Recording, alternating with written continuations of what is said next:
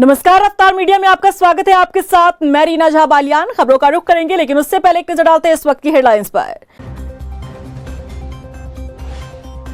भ्रष्टाचार पर धामी सरकार का एक और प्रहार। बीकेटीसी के तहत होने वाली नियुक्तियों में पारदर्शिता के लिए बनाई गई सेवा नियमावली भर्ती प्रक्रिया में नहीं चलेगा भाई भतीजावाद। राम मंदिर प्राण प्रतिष्ठा कार्यक्रम को लेकर सूबे में जारी सियासत। करणमारा का महेंद्र भट्ट पर बड़ा बयान, बताया ब्राह्मण समाज के लिए दुर्भाग्य। –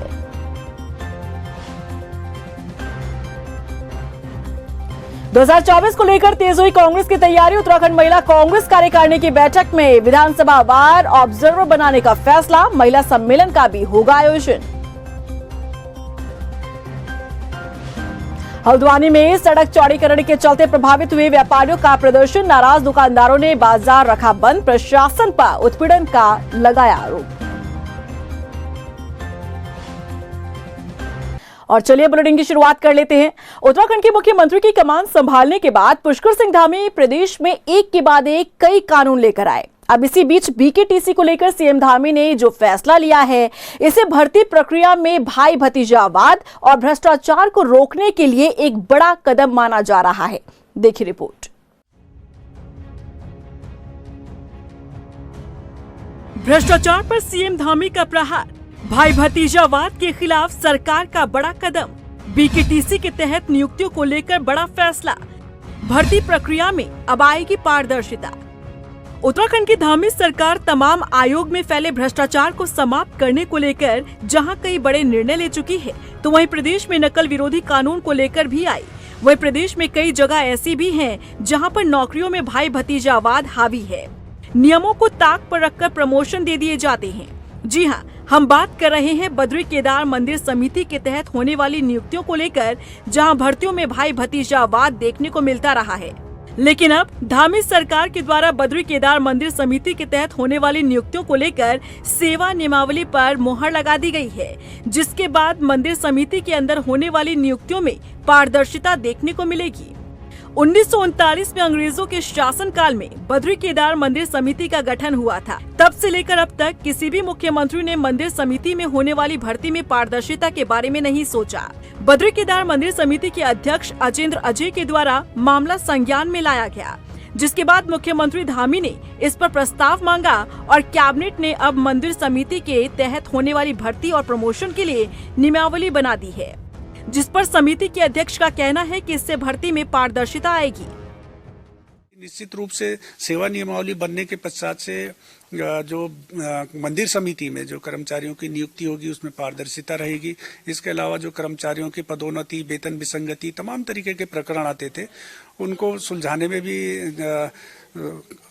आसानी होगी और इस प्रकार की विसंगतियां नहीं उत्पन्न होंगी। और इसी प्रकार से हमने अभी जो गत दिनों जो कैबिनेट बैठक हुई उसमें जो कर्मचारियों के सेवा संविलियन का जो प्रस्ताव हमने भेजा था, वो प्रस्ताव भी प्रदेश कैबिनेट ने पारित कर दिया है। बद्री केदार मंदिर समिति के तहत अगर कर्मचारियों के आंकड़े की बात करें तो मौजूदा समय में 700 के करीब कर्मचारी काम करते हैं, जिनमें से 350 के करीब परमानेंट कर्मचारी हैं, तो वहीं इतने ही कर्मचारी संविदा पर हैं। नई नियमावली बनने से अब बद्री केदार मंदिर समिति के तहत जो भी भर्तियां होंगी उनमें शैक्षणिक योग्यता वरीयता होगी, साथ ही खाली पदों पर कर्मचारियों की भर्ती होगी। अभी तक भर्ती प्रक्रिया में भाई भतीजावाद का बोलबाला था। धर्मस्व सचिव हरीश चंद्र सेमवाल का कहना है कि भर्ती नियमावली बनने से पूरी तरीके से अब बद्री केदार मंदिर समिति के तहत होने वाली नियुक्तियाँ पारदर्शी तरीके से होंगी। जो हमारा केदारनाथ बद्रीनाथ मंदिर समिति है वो एक्ट के तहत गठित की गई है, लेकिन उसके कार्मिकों के लिए कोई अभी सेवा नियमावली नहीं थी, जिसकी वजह से उनके नियुक्ति के संदर्भ में या उनके जो भी कैडर रिलेटेड इश्यूज हैं या वेतन विसंगतियों से रिलेटेड इशू हैं वो हल करने में कठिनाई आती थी। उस सबको दृष्टिगत रखते हुए माननीय मुख्यमंत्री जी की पहल पर ये नियमावली तैयार की गई है, उससे जिसे माननीय कैबिनेट के द्वारा मंजूरी दे दी गई, जिससे भविष्य में होने वाली नियुक्तियों पर और जो भी कार्मिकों से रिलेटेड इश्यूज हैं उसके निराकरण में सहायता मिलेगी। एक तरफ भर्ती परीक्षाओं में धांधली को लेकर जहां सीएम धामी का सख्त रुख नजर आया, तो वहीं बद्री केदार मंदिर समिति के तहत होने वाली भर्तियों में भी भाई भतीजावाद के खिलाफ मुख्यमंत्री पुष्कर सिंह धामी सख्त नजर आए। यही वजह है कि बद्री केदार मंदिर समिति के अध्यक्ष की मांग पर धामी सरकार के द्वारा सेवा नियमावली बनाई गई। ऐसे में अब देखना होगा कि आगे होने वाली भर्तियों में कितना बदलाव होता है और कितनी पारदर्शिता आती है। रफ्तार मीडिया के लिए देहरादून से मनीष डंगवाल की रिपोर्ट। एक तरफ जहां पूरा देश 22 जनवरी प्राण प्रतिष्ठा कार्यक्रम को लेकर उत्साहित नजर आ रहा है, तो वहीं दूसरी तरफ राजनीतिक दलों के बीच सियासत जोरों पर है। बीजेपी और कांग्रेस के बीच इस मुद्दे को लेकर जुबानी जंग जारी है। अब कांग्रेस प्रदेश अध्यक्ष करण माहरा ने बीजेपी प्रदेश अध्यक्ष महेंद्र भट्ट को लेकर बड़ा बयान दे डाला है। देखिए रिपोर्ट। प्राण प्रतिष्ठा कार्यक्रम को लेकर गरमाई सियासत। बीजेपी कांग्रेस के बीच जारी है जुबानी जंग। करण माहरा का महेंद्र भट्ट पर बड़ा बयान। महेंद्र भट्ट का ब्राह्मण कुल में पैदा होना दुर्भाग्य। इसे विडंबना ही कहेंगे कि जिसका सपना सालों से देखा जा रहा था, जो ख्वाब 22 जनवरी को पूरा होने जा रहा है, अब उसी को लेकर सियासी दलों में जुबानी जंग छिड़ती दिख रही है। अयोध्या राम मंदिर प्राण प्रतिष्ठा कार्यक्रम को लेकर जहां पूरा देश उत्साहित नजर आ रहा है, अब उसी दिन को लेकर राजनीतिक पार्टियां एक दूसरे पर छींटाकशी करती दिख रही है। कांग्रेस प्रदेश अध्यक्ष करण माहरा ने बीजेपी प्रदेश अध्यक्ष महेंद्र भट्ट पर बड़ा बयान दे डाला है। करण माहरा ने कहा कि महेंद्र भट्ट ब्राह्मण कुल में पैदा हुए, ये उनका सौभाग्य है, लेकिन ब्राह्मण समाज का ये दुर्भाग्य है कि महेंद्र भट्ट जैसे उनके कुल में पैदा हुए हैं। अब इस मुद्दे पर सियासत में और उबाल आने के आसार दिखने लगे हैं। महेंद्र भट्ट का सौभाग्य है कि वो ब्राह्मण कुल में जन्म उन्होंने लिया, और ब्राह्मण समाज का ये दुर्भाग्य है कि उनके कुल में महेंद्र भट्ट जैसा व्यक्ति पैदा हुआ। जो आदमी सनातन धर्म के सबसे बड़े ध्वज, जो सनातन धर्म की 4 नींव हैं, उन नींव को जो गाली दे, जो उनके बताए हुए रास्ते को गलत बताए, जो सनातन धर्म के नियम कानूनों को गलत बताए, वो व्यक्ति कैसे एक ब्राह्मण कुल में जन्म लिया, मेरे समझ में नहीं आता। आदि गुरु शंकराचार्य जी ने जो व्यवस्था दी, उस व्यवस्था को तोड़ने का काम हमारे महेंद्र भट्ट जी और उनकी पार्टी कर रही है। बता दें कि करण माहरा का ये रिएक्शन बीजेपी प्रदेश अध्यक्ष महेंद्र भट्ट के उस बयान पर आया है, जिसमें महेंद्र भट्ट ने कहा था कि कांग्रेस के शंकराचार्य राम मंदिर उद्घाटन में नहीं आ रहे हैं। आप भी सुनिए महेंद्र भट्ट का बयान। सारे संत महात्मा शंकराचार्य सब अयोध्या जाएंगे। केवल कांग्रेस के जो शंकराचार्य हैं, खड़गे जी, सोनिया जी, वो नहीं आ रहे हैं और वो कभी आने की स्थिति में भी नहीं होंगे। इस शुभ घड़ी में जब पूरा देश अयोध्या राम मंदिर में रामलला के विराजमान होने का इंतजार कर रहा है, उस समय पर नेताओं के ऐसे बयान सामने आना बेहद ही हैरान करने वाला है। सियासी दलों को समझना होगा कि रामलला किसी एक के नहीं, बल्कि सभी के आराध्य हैं। ऐसे में उनका राजनीतिकरण करना बेहद निंदनीय है। रफ्तार मीडिया के लिए देहरादून से सुशांत सिंह के साथ ब्यूरो रिपोर्ट। हल्द्वानी पहुंचे केंद्रीय रक्षा राज्य मंत्री अजय भट्ट ने रामलीला मैदान के पास राम मंदिर में हनुमान चालीसा का पाठ कर श्रमदान किया। इस मौके पर उन्होंने कहा कि अयोध्या में राम मंदिर की प्राण प्रतिष्ठा के चलते पूरे देश में उत्साह का माहौल है। देवभूमि उत्तराखंड में भी 22 जनवरी को दिवाली मनाई जाएगी। घरों और मंदिरों में दीप उत्सव होगा। माननीय प्रधानमंत्री जी के आह्वान पर बीते हुए कल से हम लगातार 22 तारीख तक इसी तरह के अभियान करेंगे। सभी जगहों पर ये सफाई अभियान चल रहे हैं, इस समय देश भर में चल रहे हैं। इसी ज़िले में हर मंदिरों की सफाई हो रही है और सार्वजनिक स्थानों की सफाई हो रही है। जो हमारे आइकॉन हैं, जो हमारे स्टैचू लगे हैं, हमारी मूर्तियां लगी हैं, अन्य महानुभावों की भी उन स्थानों की सफाई की जा रही है। लोहाघाट में सांस्कृतिक महोत्सव कार्यक्रम के तहत विशेष स्वच्छता अभियान चलाया गया। इस अभियान के तहत विभागीय अधिकारियों ने स्वच्छता का संदेश देते हुए नगर के जल स्रोतों और यहां पर आपको बता दें कि रोडवेज बस स्टेशन और शिवालय मंदिर में श्रमदान किया। तहसीलदार विजय गोस्वामी ने बताया कि सीएम धामी के निर्देश पर जिले में 22 जनवरी तक सांस्कृतिक महोत्सव कार्यक्रम का आयोजन हो रहा है। सरकार के जो अभी वर्तमान में योजना है 14 तारीख से 22 तारीख तक सांस्कृतिक महोत्सव, सांस्कृतिक उत्सव मनाया जाना है। उसके क्रम में आज हम ये पीडब्ल्यूडी की समिति जो हमारा एक नौला है, पुरातत्व का नौला है, उसकी साफ सफाई का कार्यक्रम कर रहे हैं। इसके तहत हर वार्डों में आज नदी या नाले या फिर हमारे धारे या नौलों की साफ सफाई का कार्यक्रम किया जा रहा है। अब कांग्रेस की महिला विंग भी 2024 में होने वाले लोकसभा चुनाव की तैयारियों में जुट गई है। महिला कांग्रेस अब विधानसभा वार ऑब्जर्वर बनाने की तैयारी में है। वही महिला सम्मेलन का भी आयोजन किया जाएगा। बता दें कि मंगलवार को देहरादून स्थित प्रदेश मुख्यालय में इस संबंध में महिला कांग्रेस की प्रदेश अध्यक्ष ज्योति रौतेला ने पदाधिकारियों के साथ बैठक की। ये हर विधानसभा में नियुक्ति होगी। ये पहले लोकसभा के जो सीनियर वाइस प्रेसिडेंट उनको लोकसभा में नियुक्त किया जाएगा, उनके साथ फिर विधानसभा जिले वाइज जो जनरल सेक्रेटरी और सेक्रेटरी उनको अटैच किया जाएगा, और फिर विधानसभा वाइज हम लोग एक और कमेटी एक्सटेंशन कर रहे हैं, उसको हम लोग विधानसभा वाइज लगाएंगे। 70 की 70 विधानसभा में महिला कांग्रेस की पदाधिकारी वहाँ पे जो महिला सम्मेलन होने हैं, जो महिलाओं की भूमिका, महिलाओं को जागरूक करना है, उनकी भूमिकाओं को तय करना, उसके लिए महिला कांग्रेस की जिम्मेदारी आज हम देने जा रहे हैं। उधर बीजेपी के प्रदेश मीडिया प्रभारी मनवीर सिंह चौहान ने दावा किया है कि आने वाले दिनों में कई विपक्षी नेता बीजेपी की सदस्यता लेने वाले हैं।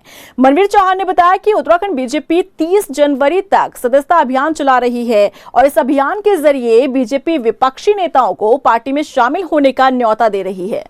जनता पार्टी के द्वारा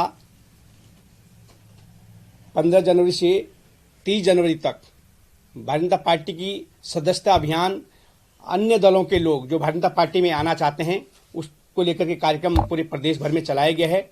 और इसका शुभारंभ कल प्रदेश अध्यक्ष जी के द्वारा, आदरणीय मुख्यमंत्री के द्वारा किया गया है और सैकड़ों की संख्या में विभिन्न दलों के लोग भारतीय जनता पार्टी में शामिल हुए हैं। और एक कार्यक्रम अब हमारा जिला स्तर पर भी शुरू होने वाला है। जो जिले लेवल के पदाधिकारी होंगे, जो जिले लेवल के अन्य दलों के नेता भाजपा में आना चाहते हैं, उनको जिला लेवल पर ही जिला अध्यक्षों के द्वारा शामिल कराया जाएगा।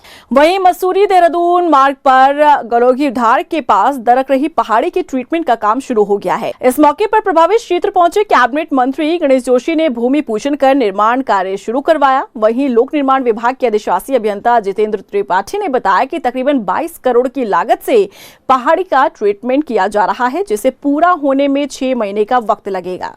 मुख्यमंत्री जी का आभार करना चाहता हूँ। एक कार्यक्रम में मैं और मुख्यमंत्री जी जब मुख्यमंत्री से आ रहे थे, इतने में यहाँ पर लैंडस्लाइड हो रहा था और जब मैंने मुख्यमंत्री जी को बताया कि साहब इसकी वजह से ये हमारा जो पूरा मसूरी है टूरिज्म पर डिपेंड है और इसके वजह से अक्सर जो है रोड बंद हो जाती है, जिसकी वजह से टूरिस्ट वापस लौटता है, यहाँ के लोगों को आम जनमानस को आर्थिक नुकसान होता है। तुरंत उन्हें इसकी स्वीकृति दी और आज बहुत शुभ दिन है कि आज बगल संक्रांति भी है, क्योंकि मशीनें आ चुकी थी। हम तो चाहते थे कि विधिवत इसका शिलान्यास करें, उसको भी बुलाएं, तो हमने आज इसका भूमि पूजन यहाँ पर किया है। तो विधिवत इसका लोकार्पण द्वारा किया जाएगा। ट्रीटमेंट का काम है जिसकी लागत 21 करोड़ 75 लाख रुपए है।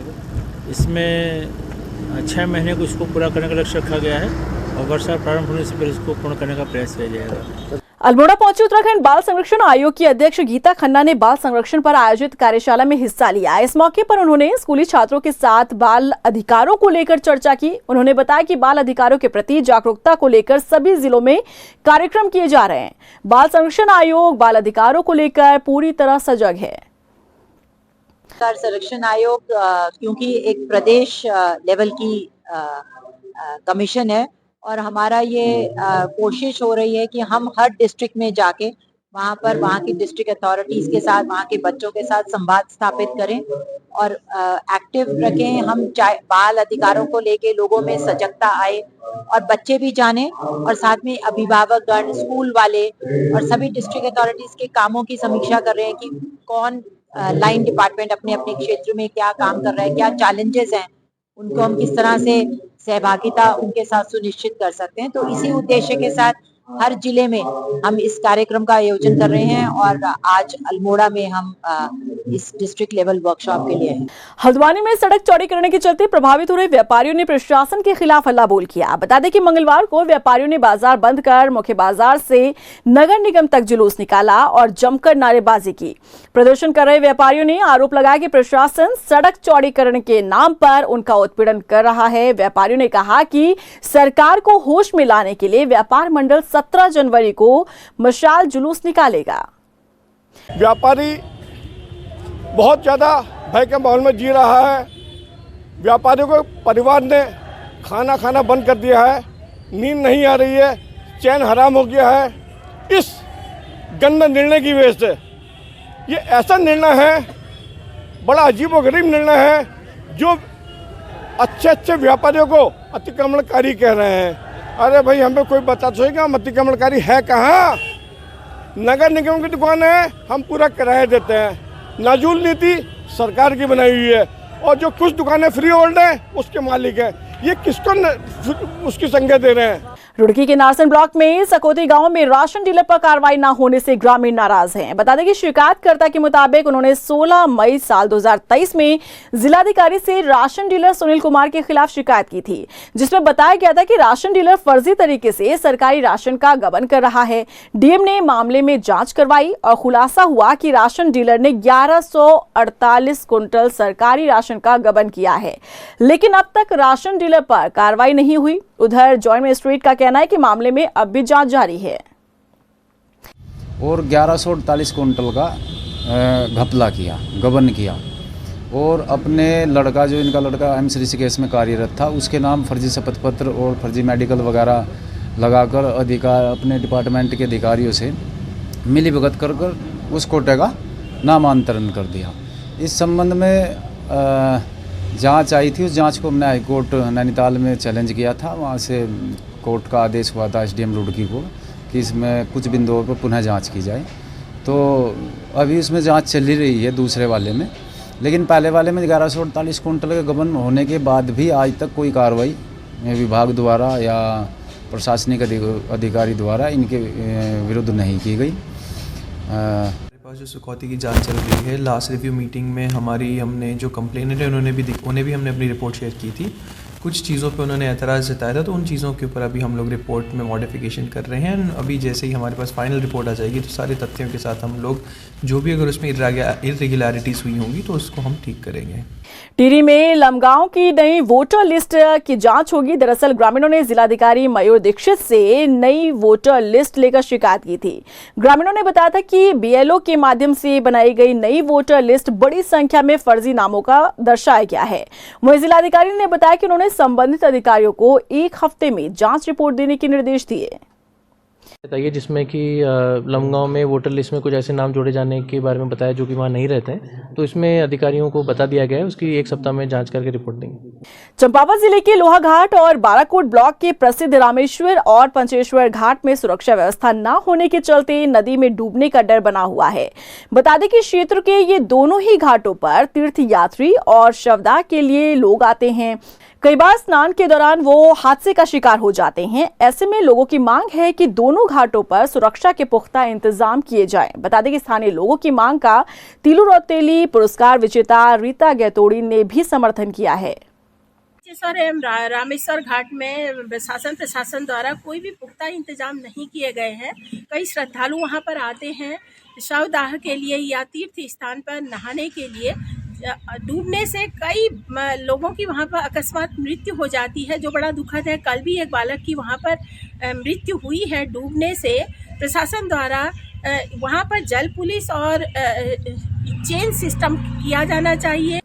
उत्तराखंड के लिए साल 2024 सियासत से हटकर खेल प्रतियोगिताओं के लिहाज से भी काफी अहम है। बता दें कि इसी साल उत्तराखंड पहली बार राष्ट्रीय खेलों की मेजबानी कर रहा है। ऐसे में अभी से तैयारी जारी है। राज्य में आयोजित होने वाली खेल प्रतियोगिताओं को लेकर खेल निदेशक का क्या कुछ कहना है, उनसे खास बातचीत की हमारे संवाददाता मनीष डंगवाल ने।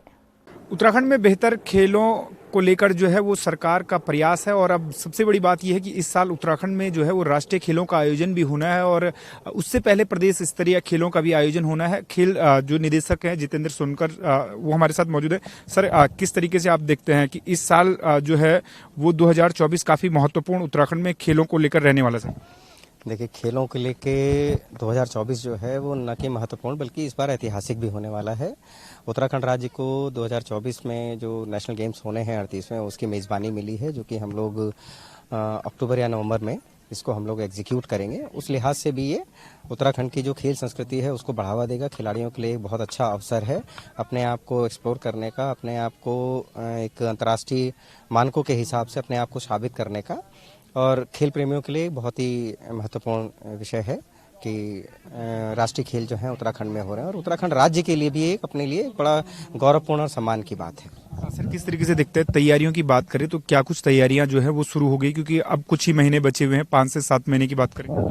देखिए, तैयारियां हमारी जो हैं वो अगर हम इसको 2 स्तर पर बांट के देखें, एक अवस्थापनाओं की अगर हम बात करें तो अवस्थापनाओं की जो तैयारी है वो लगभग हमारी पूर्ण हो चुकी है और जो रह गई है वो मार्च तक लगभग कंप्लीट हो जाएगी।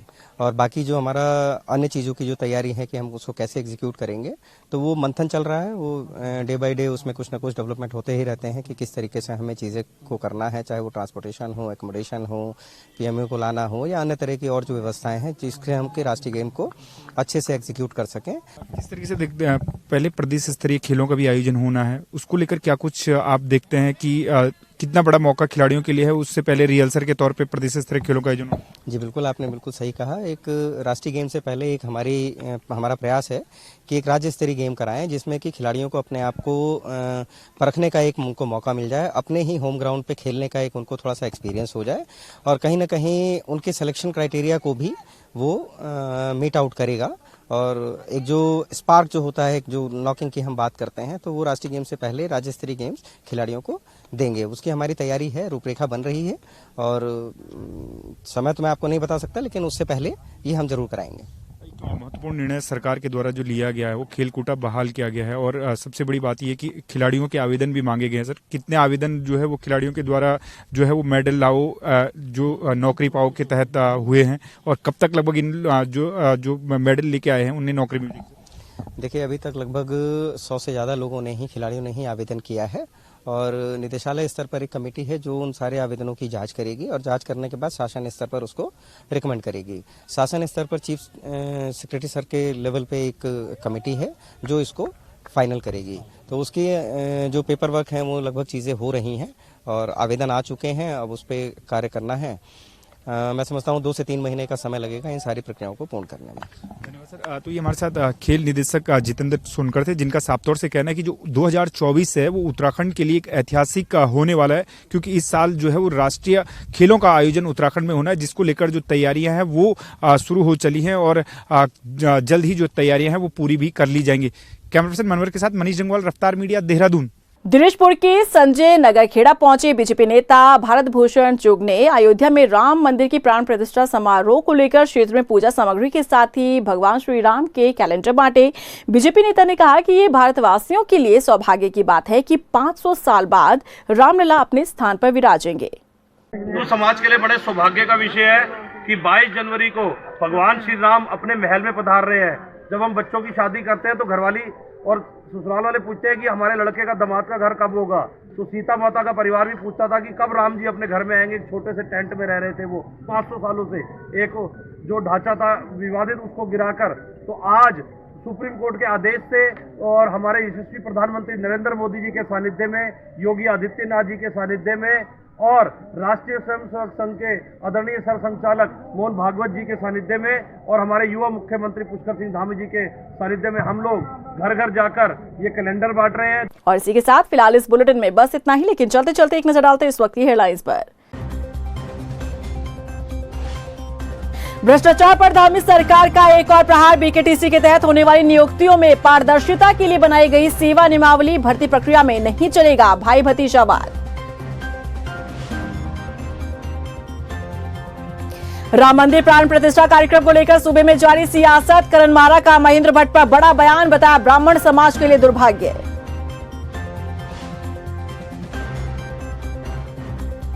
2024 को लेकर तेज हुई कांग्रेस की तैयारी। उत्तराखंड महिला कांग्रेस कार्यकारिणी की बैठक में विधानसभा वार ऑब्जर्वर बनाने का फैसला। महिला सम्मेलन का भी होगा आयोजन। हल्द्वानी में सड़क चौड़ीकरण के चलते प्रभावित हुए व्यापारियों का प्रदर्शन। नाराज दुकानदारों ने बाजार रखा बंद। प्रशासन पर उत्पीड़न का लगाया आरोप।